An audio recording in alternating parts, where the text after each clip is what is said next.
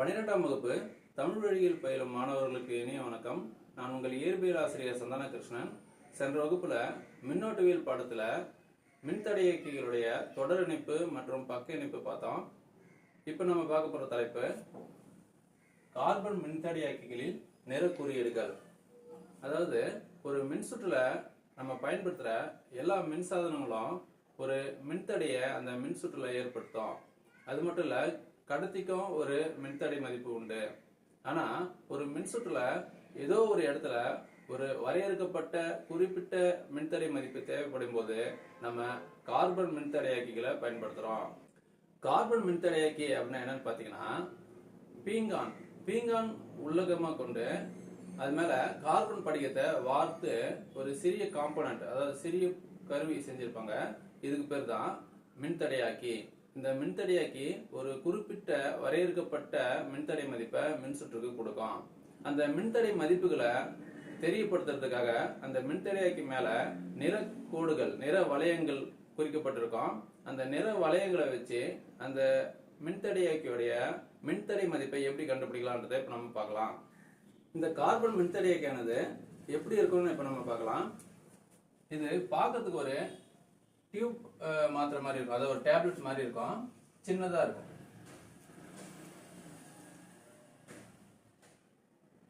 இதனுடைய ரெண்டு பக்கத்துலயும் மின்சுற்றுல இணைக்கிற மாதிரி கடத்திகள் இணைக்கப்பட்டிருக்கும். இந்த மின் தடையாக்கியோடைய மின்தடை மதிப்பை நம்ம தெரிஞ்சுக்கிறதுக்காக இது மேல நிற வளையங்களை வரைஞ்சிருப்பாங்க. அதாவது 3 வளையங்கள் இது மேல இருக்கும். 4வது இன்னொரு வளையம் இது மேல இருக்கிறதுக்கு வாய்ப்பு இருக்கு. அது இந்த 3 வளையத்துக்கும் எதிர்பக்கம் இந்த பக்கம் இருக்கும். இந்த 3 நிற வளையங்களையும் இந்த 4வது வளையத்தையும் வச்சு நம்ம இந்த மின்தடையாக்கியோடைய மின்தடை மதிப்பை நம்ம கணக்கிட முடியும். அதாவது இந்த வளையங்கள் எந்த நிறத்துல இருக்குதுன்றதை வச்சு நம்ம இதனுடைய மதிப்பை நம்ம சொல்ல முடியும். இந்த கார்பன் மின்தடையாக்கியில குறிக்கப்படுற ஒவ்வொரு நிறங்களுக்கும் ஒவ்வொரு எண்களை நம்ம பயன்படுத்துவோம். அந்த எண்களை ஞாபகம் வச்சுக்கிறதுக்காக நான் உங்களுக்கு ஒரு வாக்கியம் நான் சொல்றேன். அந்த வாக்கியத்தை நம்ம ஞாபகம் வச்சுக்கிட்டா அந்த ஒவ்வொரு நிறத்துக்கான எண்களையும் நம்ம ஈஸியா ஞாபகம் வச்சுக்க முடியும். அந்த வாக்கியம் என்னன்னு பாத்தீங்கன்னா, B B Roy of Great Britain with very good wife. அதாவது பிபி ராய் அப்படின்ற ஒரு நபர் கிரேட் பிரிட்டன் அப்படின்னு ஒரு நாட்டில் இருக்காரு. அவருடைய நல்ல மனைவியோட இருக்காரு, வித் வெரி குட் வைஃப். இதுதான் அந்த statement. B B Roy of Great Britain with very good wife. இதுல கேபிட்டல் லெட்டர்ல இருக்கு இல்லையா, இந்த ஆல்பாபெட்லாம் நம்ம எடுத்துக்கலாம்.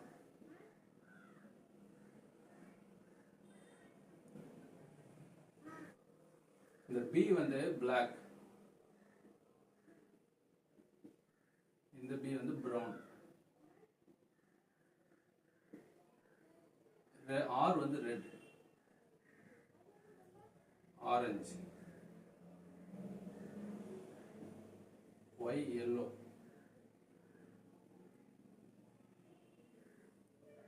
ஜி வந்து கிரீன், பி வந்து ப்ளூ, வி வந்து வயலட்,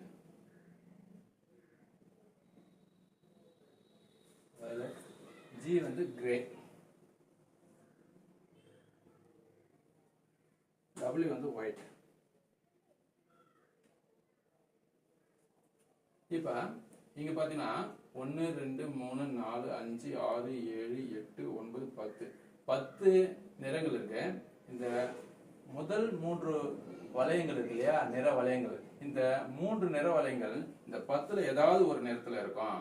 அப்ப இந்த நிறத்தை வச்சு நம்ம எப்படி அதுக்குரிய எண்களை கண்டுபிடிக்கலாம் அப்படின்னு பாத்தீங்கன்னா, இங்க பாருங்க, பிளாக்கு வந்து 0, பிரவுனுக்கு வந்து 1, ரெட் 2, ஆரஞ்சு 3, 4, 5, 6, 7, 8, 9.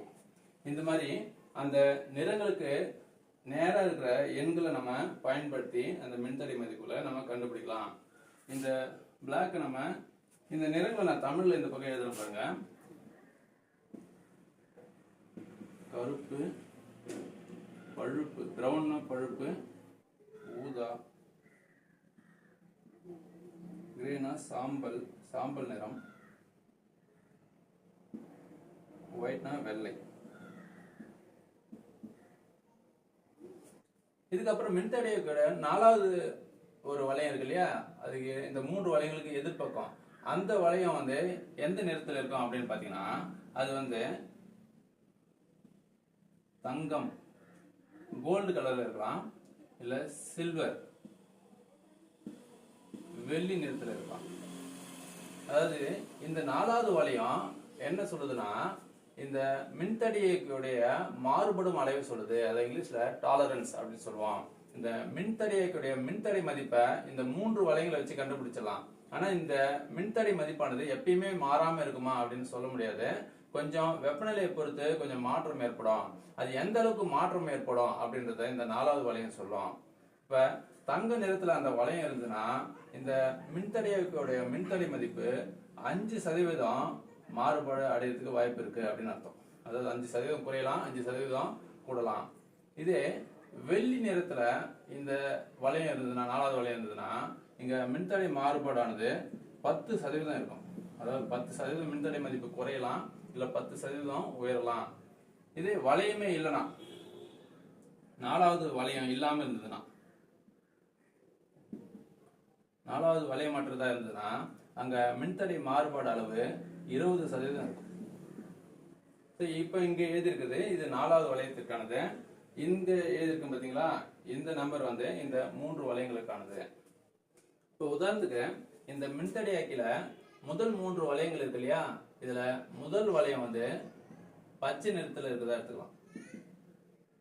2வது நீல நிறத்துல இருக்கிறதா எடுத்துக்கலாம். 3வது வளையம் வந்து ஆரஞ்சு நிறத்துல இருக்கிறதா எடுத்துக்கலாம். இந்த 4வது வளையம் கோல்டு கலர், அதாவது தங்க வளையம், தங்க நிறத்துல இருக்கிற வளையம்.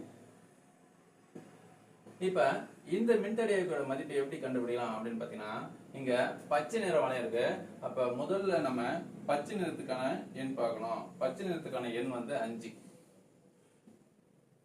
2வது நீல நிறத்துக்கான வளையம் இருக்கு. நீல நிறத்துக்கான எண் வந்து 6. 3வது ஒரு வளையம் இருக்கு ஆரஞ்சு. ஆரஞ்சு நிறத்துக்கான எண் வந்து 3. இங்க 3 போடணுமா அப்படின்னு பாத்தீங்கன்னா கிடையாது. இந்த 3 எப்படி போடணும் அப்படின்னு பாத்தீங்கன்னா, இந்த முதல் 2 வளையங்கள் இருக்கு இல்லையா, அந்த 2 வளையங்களுக்கான இலக்கங்கள் எழுதிட்டு பெருக்கல் 10 அந்த 3வது வளையத்துக்குரிய எண்ணை போடணும். அப்ப ஆரஞ்சு நிறத்துக்கு 3னா அந்த 3வது வளையத்துக்கான எண்ணை எப்படி போடணும்னா 10 போடணும். இந்த மதிப்பு தான் இந்த மின்தடையாக்கியோடைய மின்தடை மதிப்பு. இத 56,000 ஓம் அப்படின்னு எழுதலாம். இல்லைன்னா 56 கிலோ ஓம். கிலோனா 10⁻³ அர்த்தம். இப்படி எழுதலாம். இந்த மின்தடை மதிப்பு 56 கிலோ ஓம். இது வந்து இந்த மின்தடையாக்கிய பொறுத்த வரைக்கும் 5% மாறுபடும் அளவு கொண்டது. காரணம் என்னன்னா, இங்க தங்க வளையம் இருக்கு. தங்க வளையம் இருக்கிறதால இந்த 56 கிலோ ஓம் மின்தடையானது 5% மாறுபடும் தன்மை கொண்டதா இருக்கும். இந்த மாதிரி ஆய்வகத்துல எந்த மாதிரியான மின்தடையாக்கிகள் உங்க கையில இருந்தாலும் அது மேல இருக்கிற நிற வளையங்களை வச்சு அதனுடைய மின்தடை மதிப்புகளை நீங்க கண்டுபிடிக்கலாம். முதல் 2 வளையங்கள் அதனுடைய எண்களை அப்படியே எழுதணும்.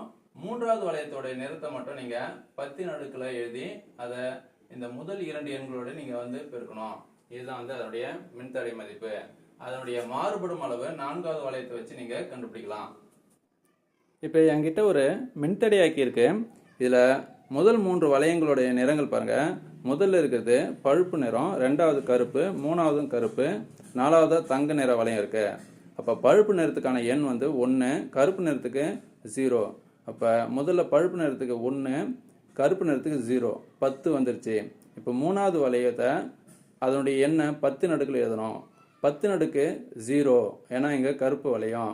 ஸோ 10⁻0வை நம்ம 1ன்னு எடுத்துக்கலாம்.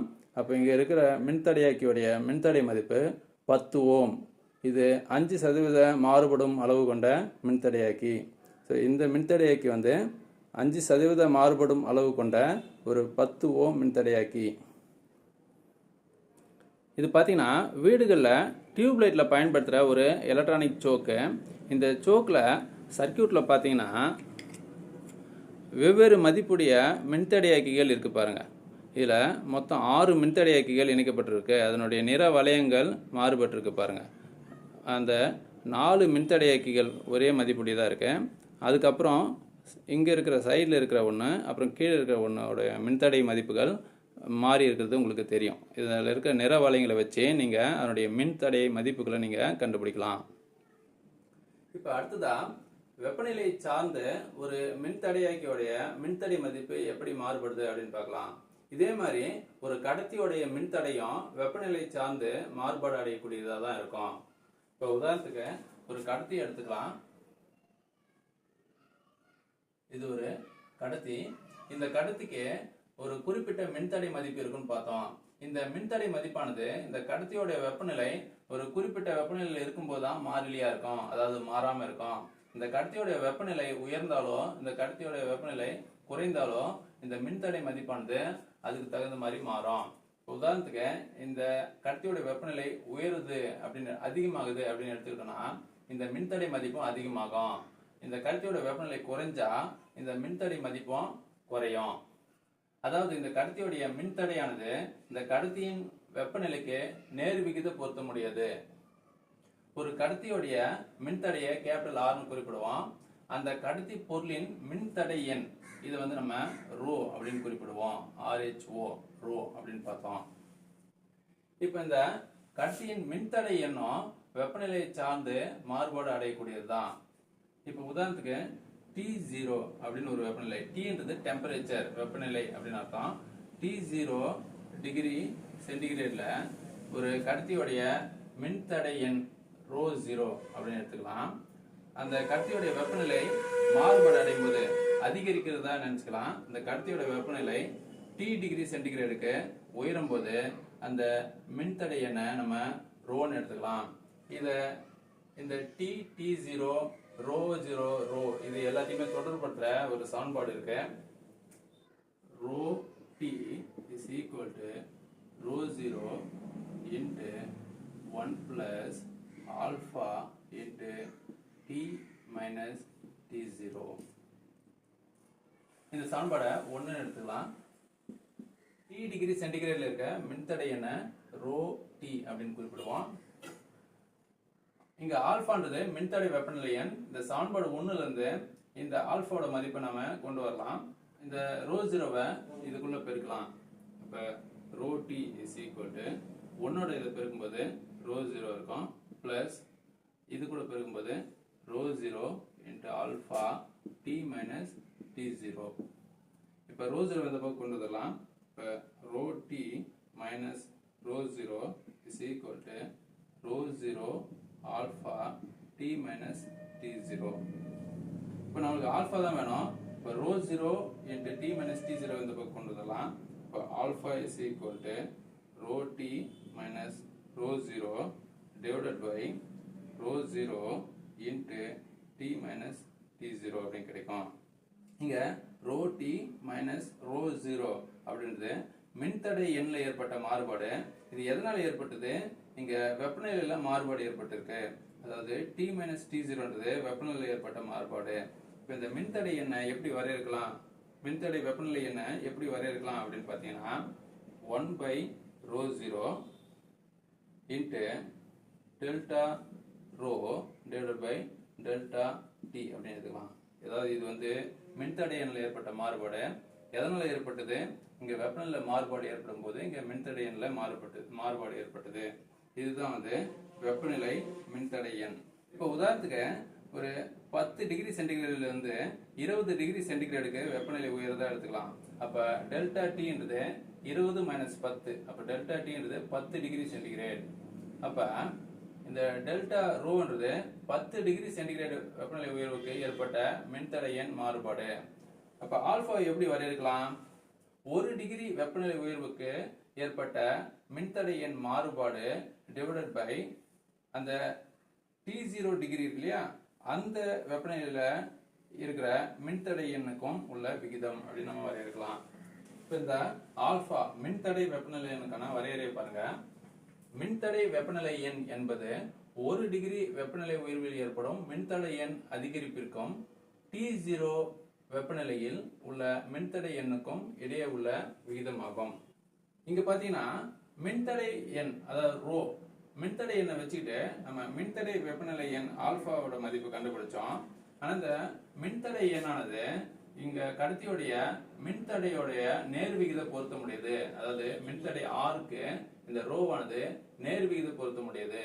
அதனால இந்த மின்தடை மதிப்பை வச்சுக்கிட்டோம் நம்ம இந்த மின்தடை வெப்பநிலை எண்ணோட மதிப்பை நம்ம கண்டுபிடிக்கலாம். இப்ப மின்தடை எண்ணானது மின்தடைக்கு நேர் விகிதத்துல பொருத்த முடியுது அப்படின்றதால இந்த முதல் சமன்பாடை நம்ம இப்படி எழுதலாம். எப்படி எழுதலாம் அப்படின்னு பாத்தீங்கன்னா RT is equal to R0 into 1 plus alpha into T minus T0 அப்படின்னு எழுதலாம். ஏன்னா மின்தடையானது இங்க மின்தடை எண்ணுக்கு நேர் விகிதத்துல பொருத்த முடியுது. இதுல இருந்து நம்ம ஆல்பா மதிப்பு கொண்டு வரலாம். இந்த R0 மதிப்பை உள்ள மல்டிப்ளை பண்ணும்போது R0 plus R0 alpha into T minus T0 இது RT.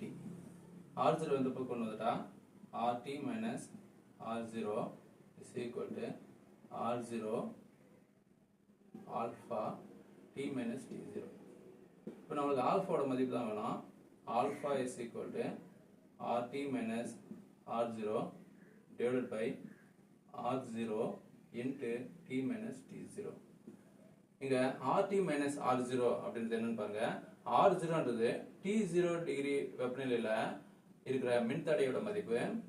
RTன்றது T டிகிரி வெப்பநிலையில இருக்கிற கடத்தியோட மின்தடை மதிப்பு. அப்ப இது வந்து மின்தடை மதிப்பில் இருக்கிற மாறுபாடு அப்படின்னு எழுதலாம். அதாவது 1 by R0 இந்த RT minus R0வை டெல்டா R அப்படின்னு எழுதலாம். அதே மாதிரி T minus T0வை டெல்டா T அப்படின்னு எழுதலாம். அதாவது டெல்டா R by டெல்டா Tன்றது 1 டிகிரி வெப்பநிலை உயர்வுல ஏற்பட்ட மின்தடை மாறுபாடு அப்படின்னு அர்த்தம். R0ன்றது T0 டிகிரி வெப்பநிலையில கடத்தியோடைய மின்தடை மதிப்பு அப்படின்னு அர்த்தம். இந்த மதிப்பை வச்சுக்கிட்டோம் நம்ம மின்தடை வெப்பநிலையோட மதிப்பை நம்ம வரையறுக்கலாம். ஒரு கடத்தில வெப்பநிலை அதிகரிக்கும் போது அதனுடைய மின்தடை எண்ணும் அதிகரிக்குது. அதே மாதிரி மின்தடையும் அதிகரிக்குது அப்படின்னு நமக்கு தெரியுது. இப்ப நம்ம ஒரு கடத்தியோடைய வெப்பநிலை மாறுபாட்டுக்கும் மின்தடை எண் மாறுபாட்டுக்கும் ஒரு வரைபடத்தை வரையலாம். இப்போ ஒரு கடத்திக்கு நம்ம இந்த வரைபடத்தை வரையலாம். இந்த கடத்திக்கு முதல்ல வரைபடம் வரையலாம். எக்ஸ் அச்சில் நம்ம முதல்ல வெப்பநிலையை எடுத்துக்கலாம். வெப்பநிலையை T டெம்பரேச்சர் அப்படின்னு சொல்லுவோம். இப்போ நம்ம வெப்பநிலை SI அலகுல எடுத்துக்கலாம். அதாவது கெல்வின்ல நான் எடுத்துக்கிறேன். டிகிரி சென்டிகிரேட்ல எடுத்துக்கல, கெல்வின்ல எடுக்கிறோம். இப்போ Y அச்சுல பாத்தீங்கன்னா Y அச்சுல மின்தடை என்ன நம்ம எடுத்துக்கலாம். அதாவது ரோ வந்து Y அச்சுல எடுத்துக்கிறேன். இதனோட அலகு வந்து ஓம் மீட்டர். இந்த புள்ளி வந்து ஆதி புள்ளி. வெப்பநிலை இந்த இடத்துல 0 கெல்வின்ல இருக்கும். அதே மாதிரி மின்தடையனும் 0 ஓம் மீட்டர் இந்த இடத்துல இருக்கும். இப்போ நம்ம ஏதோ ஒரு கடத்திக்கு நம்ம வரைபடம் எடுக்கிறோம் அப்படின்னு பார்த்தீங்கன்னா இந்த வெப்பநிலை அதிகரிக்கும் போது அந்த கடத்தியோடைய மின்தடை எண்ணும் அதிகரிக்கும் அப்படின்னு நம்மளுக்கு தெரியும். ஏன்னா மின்தடை எண்ணானது வெப்பநிலைக்கு நேர் விகித பொருத்த முடியாது. ஸோ அப்போ வெப்பநிலை அதிகரிக்கும் போது மின்தடை எண்ணும் அதிகரிச்சுட்டே போகும். இந்த மாதிரி வெப்பநிலைக்கும் மின்தடை எண்ணுக்கும் வரைபடம் இந்த மாதிரி அமையுது. இப்போ வெப்பநிலையை நம்ம மேலும் குறைக்க என்ன ஆகும்னா நம்ம மின்தடை எண்ணும் குறைஞ்சிட்டே வந்து 0ல வரும்னு நம்ம எதிர்பார்ப்போம். ஆனா உண்மையில மின்தடை எண்ணானது 0 ஆகாது. வெப்பநிலை தனிச்சுழி வெப்பநிலையை நெருங்கினா கூட, அதாவது இந்த 0 கெல்வினை நெருங்கும் போது என்ன ஆகுனா இந்த வளைகோடு நேரா அமையாம கொஞ்சம் மாறி அமையும். அதாவது இந்த மின்தடை எண்ணோட மதிப்பு 0 ஆகாம ஒரு குறிப்பிட்ட மதிப்புல நிலை பெறும். இதுல இருந்து என்ன தெரியுதுன்னா மிகச்சிறிய வெப்பநிலையில இந்த கடத்தியோட மின்தடை எண் இந்த வெப்பநிலையை பொறுத்து நேர் விகிதத்துல அமையாது. எல்லா மின்னோட்ட பாயும் கடத்திகளுமே வரைபடம் இதே மாதிரி இருக்காது. ஒரு சில சிறப்பு வகை கடத்திகள், உலோக கலவைகள், இல்ல ஒரு சில கடத்திகளுக்கு வெப்பநிலையை நம்ம குறைக்கும் போது ஒரு குறிப்பிட்ட குறைந்த வெப்பநிலையில மின்தடை எண் வந்து சுழியாயிடும். அதாவது இந்த கிராஃப் வந்து 0 தொட்டுடும். அதாவது மின்தடை எண் வந்து சுழியாயிடும். அந்த மாதிரியான கடத்திகளை நம்ம மீ கடத்திகள் அப்படின்னு சொல்லுவோம்.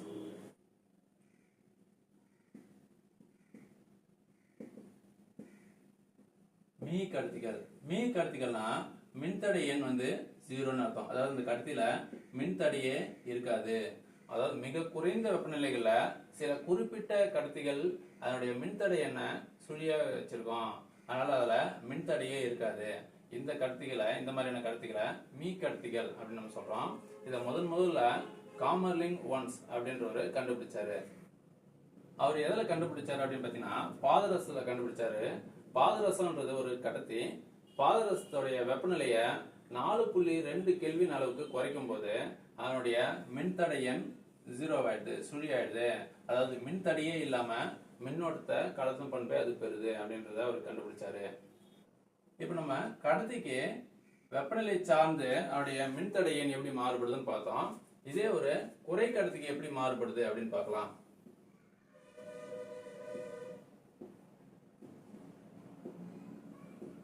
குறை கடத்திக்கு நம்ம YHல இங்க எடுத்த மாதிரி மின்தடை எண்ணை YHல எடுத்துக்கலாம். என்னோட அலகு ஓம் மீட்டர். XHல வெப்பநிலை எடுத்துக்கலாம், அலகு கெல்வின். கடத்தில வெப்பநிலை அதிகரிக்கும் போது மின்தடை எண்ணோட மதிப்பு அதிகரிக்கும். குறை கடத்தில வெப்பநிலையானது அதிகரிக்கும் போது மின்தடை எண்ணோட மதிப்பு குறையும். அதாவது இந்த வரைபடம் எப்படி இருக்கும் அப்படின்னு பார்த்தீங்கன்னா மின்தடை எண் வந்து வெப்பநிலை அதிகரிக்கும் போது குறைய ஆரம்பிக்கும். இதுதான் வந்து குறை கடத்திக்கான வரைபடம். இங்க ஏன் அதிகரிச்சுது அப்படின்னு பார்த்தீங்கன்னா கடத்திகள்ல மின்தடை எப்படி ஏற்படும்?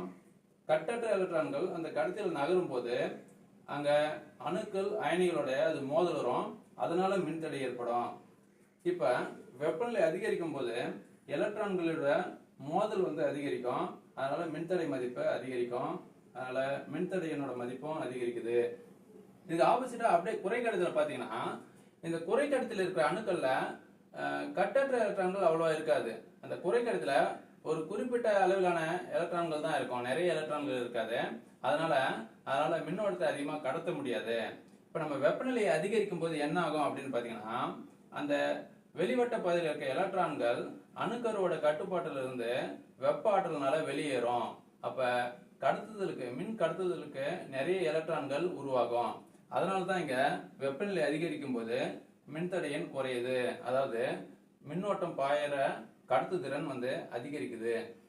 ஒரு கடத்திக்கு மின்தடை வெப்பநிலை என்ன பாத்தீங்கன்னா நம்மளுக்கு நேர்குறி உடையதா இருக்கும், பாசிட்டிவா இருக்கும். இதே ஒரு குறை கடத்திக்கோ இல்ல ஒரு காப்பானுக்கோ பாத்தீங்கன்னா மின்தடை வெப்பநிலை எண் ஆல்பா வந்து எதிர்குறி உடையதா இருக்கும். அதாவது இங்க வெப்பநிலை அதிகரிக்கும் போது மின்தடை எண் அதிகரிக்குது, அதனால இங்க ஆல்பா மின்தடை வெப்பநிலை எண் நேர்குறி மதிப்புடையதா இருக்கு. இங்க பாத்தீங்கன்னா வெப்பநிலை அதிகரிக்கும் போது மின்தடை எண்ணோட மதிப்பு குறையுது, அதாவது ஆல்பா மின்தடை வெப்பநிலை எண்ணோட மதிப்பு குறைவா இருக்கு, எதிர்குறியில இருக்கு. இந்த மாதிரி மின்தடை வெப்பநிலை எண் எதிர்குறியில இருக்கிற பொருட்களை நம்ம தெர்மிஸ்டர் அப்படின்னு நம்ம சொல்றோம். தெர்மிஸ்டர் அப்படின்னா தமிழ்ல வெப்ப தடையகம் அப்படின்னு பேரு. ரோன்றது மின்தடை எண்.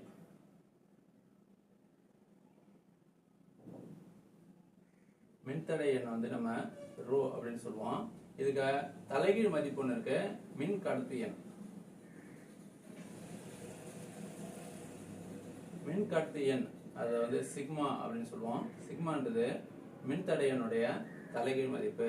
நமக்கு மின் கடத்து எண்ணுக்கான சமன்பாடு தெரியும், NE² τ/m. இதுல என்னன்றது இங்க இருக்கிற எலக்ட்ரான்களுடைய எண் அடர்த்தி, அது எவ்வளவு எலக்ட்ரான்கள் கடத்துதலுக்கு இங்க இருக்கு அப்படின்றத குறிக்கும். இப்ப ரோ எடுத்துக்கிட்டீங்கன்னா இது அப்படியே தலைகீழா வரும், m/NE² τ. இங்க எண் அடர்த்தி வந்து அதிகரிக்கும் போது, அதாவது வெப்பநிலை உயரும் போது கடத்துதலுக்கு காரணமா இருக்க எலக்ட்ரான்கள் எண்ணிக்கை அதிகமாகும். அப்ப மின்தடை எண்ணோட மதிப்பு குறையுது, அதாவது கடத்துதிறன் அதிகரிக்குது அப்படின்னு அர்த்தம். இதனோட தொடர்ச்சியை அடுத்த வகுப்புல பார்க்கலாம்.